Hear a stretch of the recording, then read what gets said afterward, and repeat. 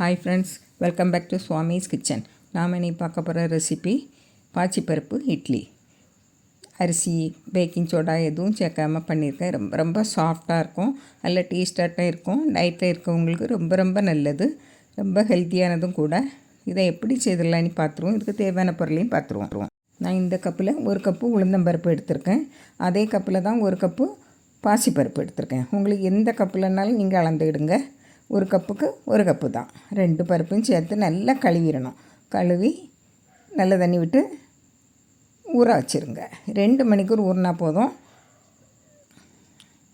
மூடி வச்சுருவோம். 2 மணிக்கூர் கழித்து பார்ப்போம். பாருங்கள், 2 மணிக்கூர் ஆச்சு.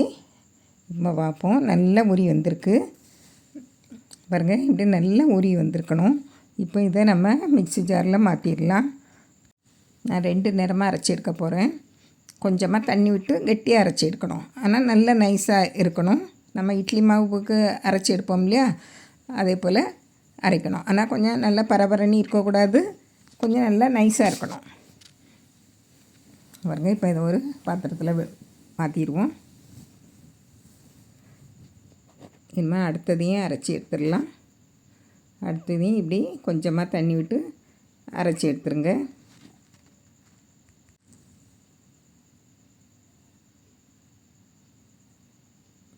இதை அரைச்சி எடுத்தாச்சு. இப்படி கெட்டியாக இருக்கட்டு. இப்போ நம்ம மிக்ஸி ஜாரை அலசி கொஞ்சமாக தண்ணி விட்டுருங்க. அதிகமாக தண்ணி விட வேண்டாம். இப்போ ஒரு 1/2 டீஸ்பூன் உப்பு போட்டு நல்லா கலந்து விடுங்க. நல்லா கலந்து வரணும். அந்த உப்பு எல்லாம் சேர்ந்து எடுத்து வரணும். அப்படின்னா தான் நல்லா பொங்கி வரும். ரொம்பவும் அதிகமாக பொங்காது, நல்லா புசுன்னு இருக்கும் மாவு. இப்போ இதை நல்லா கலந்தாச்சு. இப்போ இதை மூடி வச்சுக்குவோம்.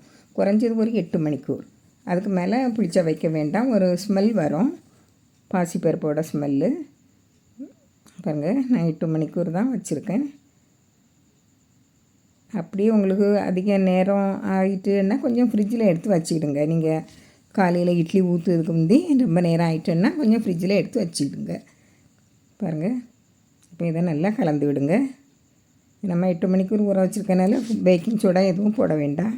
இப்போது இட்லி விட்டுலாம். இட்லி தட்டில் எண்ணெய் தடவி வச்சுருக்கேன், அதில் விட்டுருங்க. எவ்வளோ புசுன்னு இருக்குன்னு பாருங்கள். நான் கொஞ்சம் மாவு எடுத்து ஃப்ரிட்ஜில் வச்சுட்டேன். அடுத்த நாளைக்கு காலையிலைக்கு ஒரு நாளுக்கு தான் வைக்கலாம். அடுத்த நாள் ரொம்ப நாளெல்லாம் வைக்க முடியாது. இந்த இது நல்லா இருக்காது.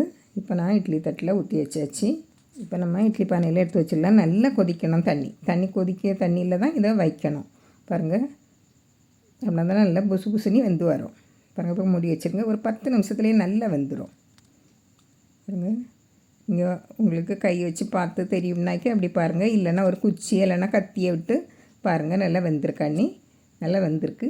இப்போ இதை கொஞ்சம் தண்ணியை தெளித்து அப்படியே எடுத்துருங்க.